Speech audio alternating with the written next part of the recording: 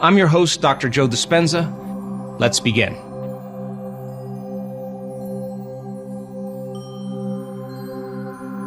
The meditations that we do are not based on any tradition. Our meditations are based on brain science and heart rate variability and all the things that we've studied.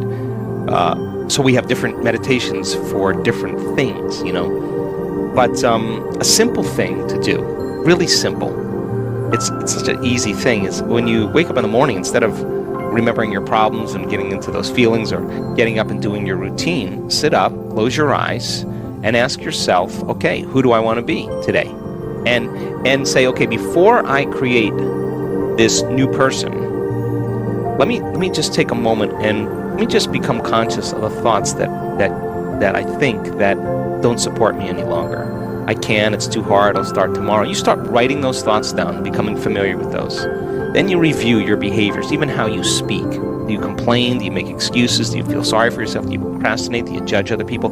Just get a list and write those down. Look at the emotions that cause you to fall to a lower denominator every day, and just become aware of those and review those thoughts, behaviors, and emotions. Become so familiar to them, so conscious of them, that you won't go unconscious to them in your waking day. Now, that is the process. That's to know thyself, and it's amazing because you could actually anticipate the thought before it's coming when you get good at this. You're like, oh, no, not going to go there, because you're so aware of those thoughts now, because nerve cells that no longer fire together no longer wire together. So you begin to dampen down the connections in your brain that have to do with the old self.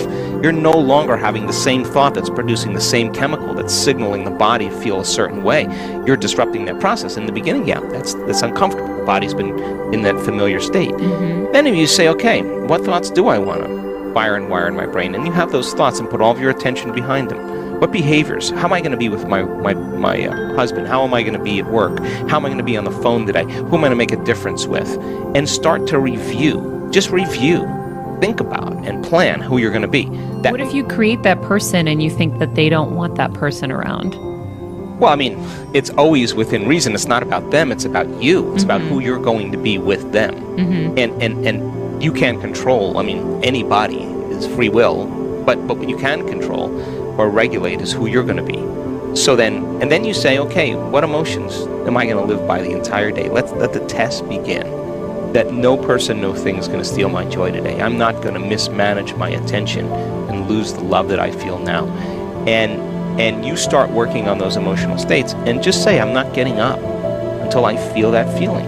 Now, that little small exercise of just deciding who you no longer want to be and reviewing who you do want to be takes 20 minutes. And you get up and you feel better. And your body begins to make a whole different set of chemicals, a whole pharmacy of chemicals that really start to make you see reality differently. We don't see things how they are, we see things how we are.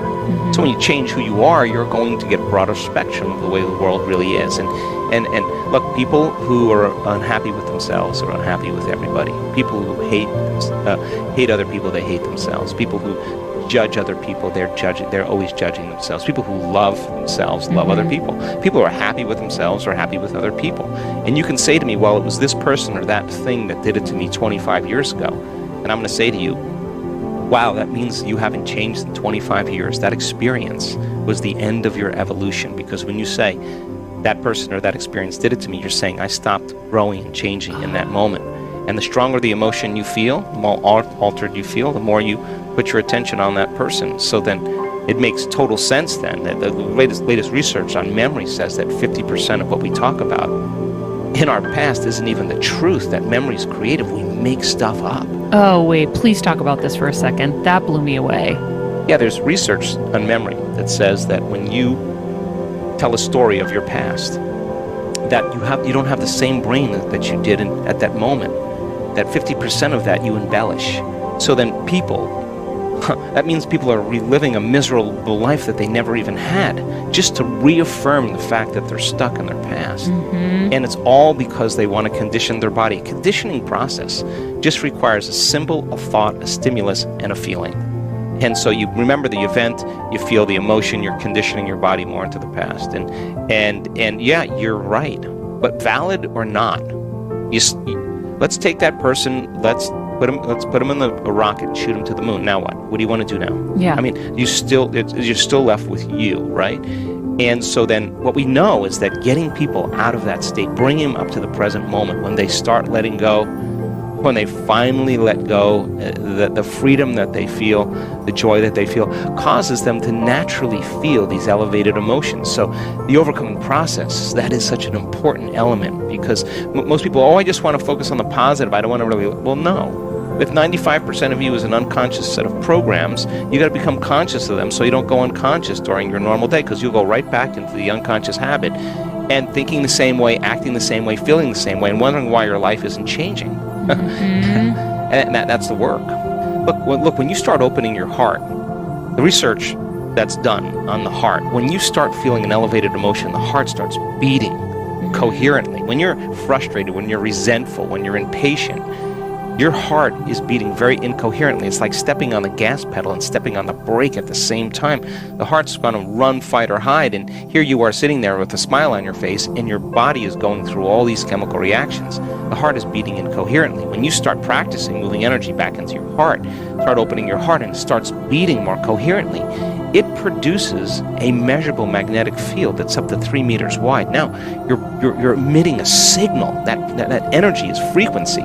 And that frequency carries information, which means now that frequency can carry the thought of your health. It can carry the thought of your wealth. It's consistent with it. Suffering is not going to carry the thought of your health.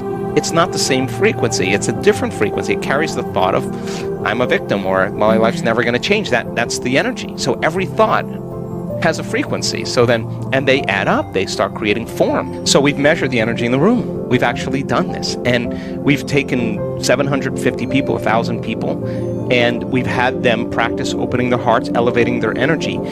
And then we have 40 people or 50 people sitting in the front of the room with their eyes closed, wearing a heart rate monitor. And we say, okay, send the thought on that loving energy, on that elevated emotion, that their bodies be healed, that their lives be enriched, their dreams come true, that they have mystical moments. And just do it for 10 minutes. And all of those people sitting with their heart rate monitors, the majority of them, their hearts go into heart coherence at the exact same time, at the exact same day, in the exact same meditation. So they're receiving a frequency, and we are bound by an invisible field of energy. And what binds us, connects us, is love. That's what creates connection. Fear, prejudice, anger, hatred, violence, suffering, they create separation. That's when you draw from the field. You're drawing from your vital life force around your body, and you're turning it into chemistry. And the field around your body is shrinking. Now, you feel separate from everyone and everything, and when you feel more like matter and less like energy, you're going to try to force outcomes and try harder and fight for it more and manipulate and cheat or do whatever you compete, do whatever you have to do to get it, right? Because you're matter trying to change matter. When you start elevating your emotional state and you start broadcasting new information into the field, think about this. When there's a vibrational match between your energy and some potential in the quantum field, you don't go anywhere to get it. It starts being drawn to you. You're the magnet to your destiny. So then, the moment you start getting frustrated and impatient, you just disconnected from the energy of your future. Now you're back to the energy of your past. Don't expect anything to change in your life. And if you say to me, well, it was that person or that thing that did it to me, I'd say, oh, you're back to the unconscious program that you're a victim again. Yeah. And so then people start figuring this out. They start doing it. They start doing it because they understand when they're consistent with this energy and they can hold on to it. That's manifesting. They don't have to go anywhere to do it. Why would they rush out of the present moment? Because the present moment's bringing it to them. And so it becomes an art. It becomes a skill. It becomes an ability. And they're able to navigate in their life in the uncertainty, in the unpredictable moment, and self-regulate in that moment. That's the key moment where it matters the most. They say, whoa, I'm feeling a little fear. They don't surrender the fear. They say, okay, I've lost it. I've got to stop, and I've got to self-regulate. And they get back into that state again. Now, to me, if you get up feeling like your future's already happened, you won't be looking for it. Yeah. You'll feel like you already have it. Why would you look for it, right?